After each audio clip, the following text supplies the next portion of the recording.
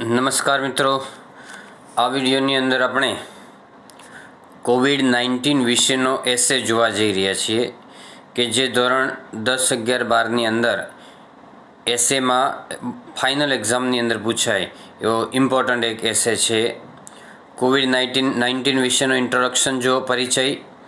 Corona virus which is commonly cold COVID-19 is an infectious disease. Infectious એટલે ચેપી રોગ છે. કેવો રોગ કહેવાય ને? ચેપી રોગ કહેવાય. ઇન્ફેક્શિયસ એટલે ચેપી રોગ છે. તો આ નીચે અંડરલાઇન કરી છે, એની બાજુમાં લખ્યું છે ચેપી રોગ, તમારે લખી નાખવાનું સ્ક્રીનશોટ પાડીને. પછી કોરોના વાયરસ એક સામાન્ય કોવિડ-19 છે કે જે ચેપી રોગ છે. ડિઝીઝ એટલે રોગ. It causes illness in the respiratory system of human. તે માણસની શ્વસન પ્રક્રિયામાં બીમારી ઉત્પન્ન કરે છે. ઇલનેસ એટલે બીમારી, કોઝિઝ એટલે સર્જે છે, અને રેસ્પિરેટરી સિસ્ટમ એટલે શ્વસન તંત્રની અંદર. It is a new virus that is impacting the whole world badly.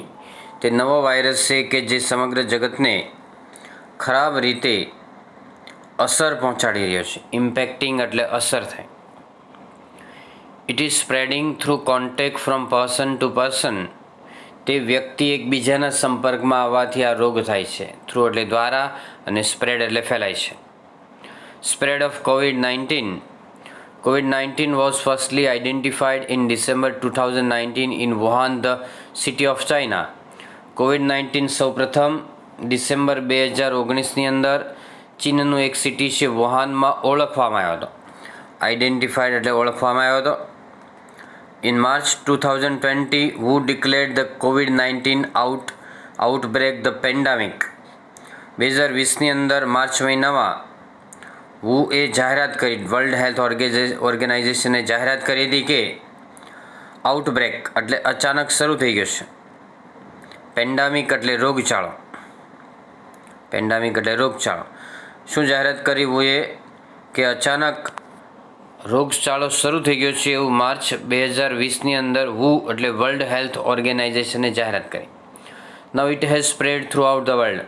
હવે સમગ્ર જગતની અંદર એ ફેલાઈ ગયો છે. થ્રુ આઉટ એટલે દરમિયાન થાય આમ તો, પણ સમગ્ર જગતમાં ફેલાઈ ગયો છે.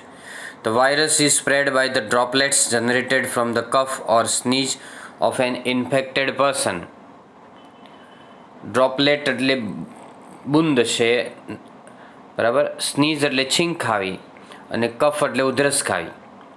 ઇન્ફેક્ટેડ પર્સન એટલે ચેપી રોગ, જેને ચેપ લાગ્યો એ વ્યક્તિ ઉધરસ ખાય કે છીંક ખાય, એના મોંની અંદર, નાકમાંથી જે ડ્રોપલેટ્સ બહાર આવે, જે નાના બુંદ બહાર આવે, એનાથી વાયરસ ફેલાય છે. સિમ્ટમ્સ એટલે ચિહ્નો છે. કોવિડ-19 symptoms can be very mild to severe. કોવિડ-19ના સિમ્ટમ્સ છે એકદમ મૃદુ પણ હોઈ શકે, માઇનોર એટલે નાના પણ હોઈ શકે, અને સિવિયર એટલે સખત, સિરિયસ પણ હોઈ શકે. Some people have no symptoms. કેટલાક લોકોને કોઈ સિમ્ટમ્સ એટલે ચિહ્નો હોતા નથી. The most common symptoms are fever, dry cough and breathing problem. સૌથી સામાન્ય ચિહ્ન છે ફીવર એટલે તાવ આવો, ડ્રાય કફ એટલે સૂકો કફ થઈ જવો, એન્ડ બ્રીધિંગ પ્રોબ્લેમ એટલે શ્વાસોશ્વાસની અંદર પ્રોબ્લેમ થયો, શ્વાસ લેવામાં તકલીફ થઈ. Besides these symptoms like fatigue, sore throat, muscle pain and loss of taste and smell can also be seen in the patient of COVID-19. Besides એટલે તદુપરાંત, આ ચિહ્નો ઉપરાંત એટલે besides these symptoms like fatigue એટલે થાક લાગવો, સોર થ્રોટ એટલે ગળું સુકાઈ જવું, ગળામાં પ્રોબ્લેમ થવો, મસલ પેઇન એટલે સ્નાયુમાં પીડા થવી, loss of taste and smell એટલે સ્વાદ અને સુગંધ ગુમાવી દેવી. તો આ બધા ચિહ્નો પણ કોવિડ-19ના દર્દીમાં જોવા મળે છે. પેશન્ટ એટલે દર્દી. પ્રિવેન્શન ઓફ કોવિડ-19 એટલે કેવી રીતે અટકાવવું. પ્રિવેન્શન એટલે અટકાવવું કેવી રીતે. As we know proper drug of vaccine has been develop for the treatment of this disease yet. આપણે બધા જાણીએ છીએ કે દવા અથવા વેક્સિન અત્યાર સુધીમાં આ રોગ માટે શોધાયા નથી, હજુ સુધી નથી શોધાયા. યેટ એટલે હજુ સુધી.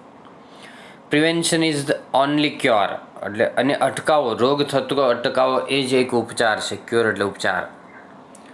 એટલે prevention is better than cure એવી કહેવત છે કે પાણી પહેલાં પાળ બાંધો, રોગ ન થાય એની કાળજી લેવી વધારે સારી, કૂવો જ્યારે આગ લાગે ત્યારે કૂવો ખોદવા ન બેસાય, એના જેવું છે. There are some that we can do. કેટલીક બાબતો છે આપણે એ કરી શકીએ. Cover your nose and mouth with mask. Mask પહેરીને માસ્કથી તમારું નાક અને મોઢું ઢાંકી દો. Wash hands regularly with soap and sanitiser. સાબુ અને સેનિટાઈઝરથી વારંવાર હાથ ધુઓ. Maintain a distance of at least 5 to 6 feet. 5 થી 10 ફૂટનું ડિસ્ટન્સ જાળવો. Avoid touching your eyes, nose and mouth. આંખો, નાક અને મોઢાને ટચ કરવાનું ટાળો. એવોઇડ એટલે ટાળવું. Take such things which boost your immunity system. તમારી રોગ પ્રતિકારક શક્તિને બૂસ્ટ કરે એટલે વધારે એવું વસ્તુઓ લો ખોરાકની અંદર. ઇમ્યુનિટી એટલે રોગ પ્રતિકારક શક્તિ. ઇમ્પેક્ટ ઓફ COVID-19, એની અસર શું? The government declared lockdown to break the chain of COVID-19. કોવિડ-19ની ચેઇનને તોડવા માટે સરકારે લોકડાઉન જાહેર કર્યું હતું, કર્ફ્યુ જાહેર કર્યો હતો. People had to face a lot of troubles due to it. જેને કારણે લોકોએ ખૂબ જ મુશ્કેલીઓનો સામનો કરવો પડ્યો. ડ્યુ ટુ એટલે જેને કારણે, અને ટ્રબલ્સ એટલે મુશ્કેલીઓ. The labourers who earn and eat daily were out of food. Labourers એટલે મજૂરો. જે મજૂરો રોજનું કમાઈને રોજનું ખાય છે, એ લોકોને ખૂબ જ મુશ્કેલીઓનો સામનો કરવો પડ્યો. અર્ન એટલે કમાવો.